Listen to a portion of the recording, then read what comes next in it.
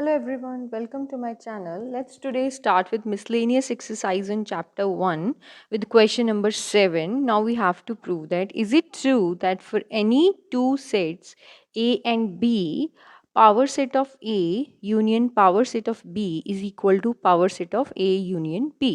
अब हमें ये prove करना है. So let's start its solution.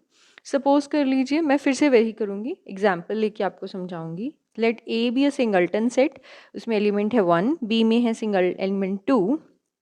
Then A union B, सबसे पहले उसने क्या बोला, पावर सेट ऑफ ए निकाला. तो उसमें कैसे एलिमेंट्स होंगे, power sets means all the subsets. So ये होगा empty set comma the set itself, तो दो ही होंगे. Similarly power set of B में एलिमेंट्स कैसे होंगे, 5 comma this element 2 singleton set, this is, है ना, ये हो गया. अब हम क्या निकालेंगे, पहले इसका मतलब power set of A union power set of B, इसमें कैसे एलिमेंट्स होंगे, एम्प्टी तो कॉमन रहेगा, तो empty comma singleton set 1 comma singleton set 2, right.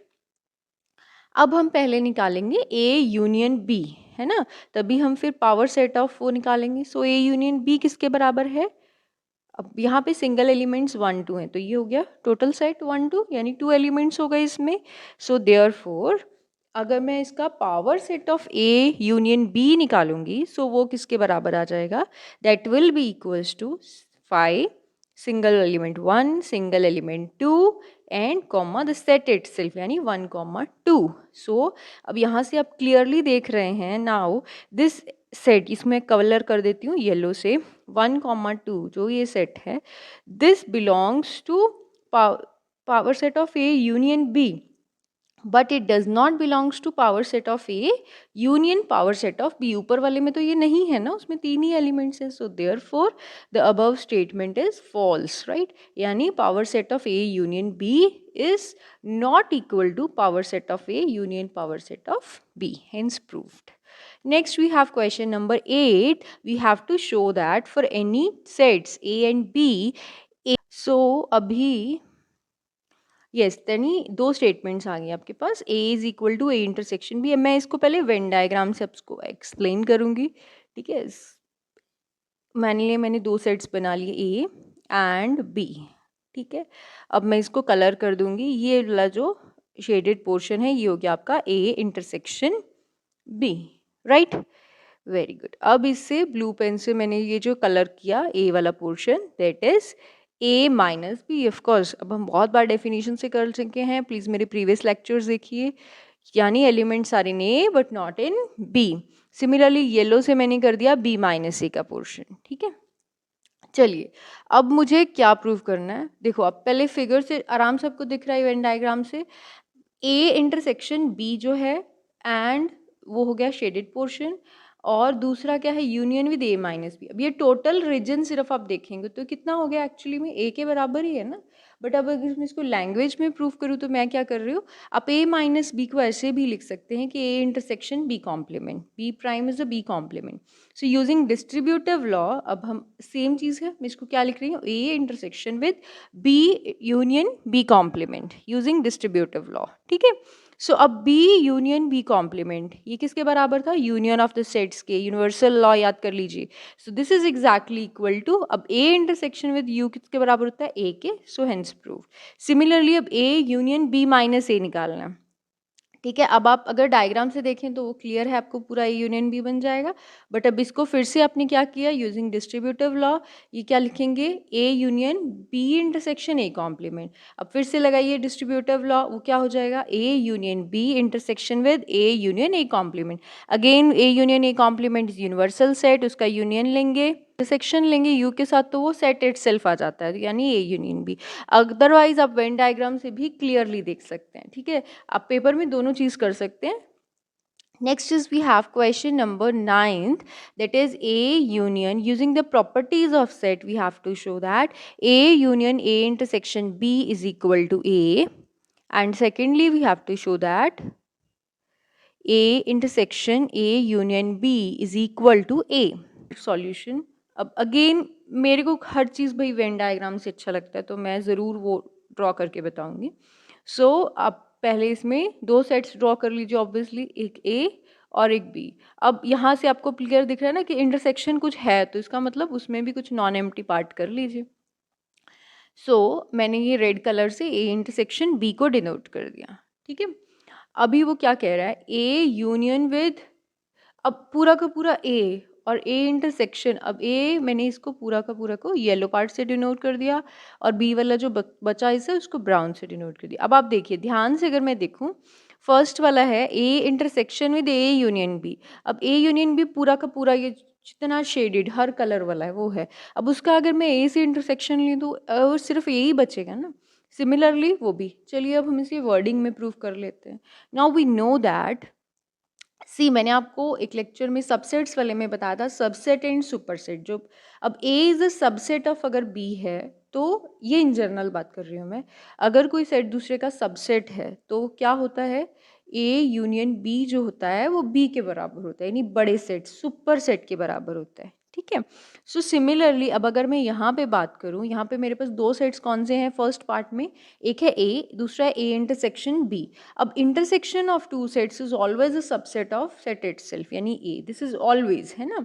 So therefore A intersection A union with A intersection B किसके बराबर होगा, ऑब्वियसली बड़े वाले सेट के बराबर होगा। This is exactly equal to A. अब यही मुझे प्रूव करना था, है ना, यही प्रूव करना था ना वन में, ओके। सो अदरवाइज आप यहाँ से वेन डायग्राम से क्लियरली देख सकते हैं कि ये दोनों का यूनियन उसी के बराबर होगा, ठीक है। Similarly also we know that अगर A is a subset of B है, सेम वही कॉन्सेप्ट में दोबारा लगाऊंगी, ठीक है। सो दिस इम्प्लाइज, अब क्या करेंगे, अब इसमें हमें यूनियन चेक करना है ना। सो ए इंटरसेक्शन बी किसके बराबर होगा, ए के बराबर होगा, राइट। तो देन ये सबसेट हो जाएगा, है ना, यानी जो सबसेट है वो छोटे गैले के बराबर होगा। अब हमें क्या प्रूफ करना है यहाँ पे, here A is a subset of A union B भी रहेगा, क्योंकि यूनियन का रहता है, हमेशा रहता है। Therefore A intersection with this A union B किसमें सबसेट के बराबर होगा, नहीं ए के बराबर होगा। हेंस प्रूव, मैंने दोनों चीज़ें आपको अच्छे से प्रूव करके बता दी और वेन डायग्राम से भी समझा दिया। Now let's start with question number 10। Now in this case we have to show that कि अगर ए इंटरसेक्शन बी जो है this is exactly equal to A intersection C है, this is given to us, we have to show that this need not apply B is equal to C। सी हमने एक पीछे question किया था, उसमें हमने बोला था, उसमें क्या फ़र्क था, उसमें हमें यूनियन भी बराबर दिया हुआ था, ठीक है। So let's start with this question. मैं एक ट्रिवियल एग्जांपल लूँगी। सपोज आपके पास में ए है 1 2 3, बी है 2,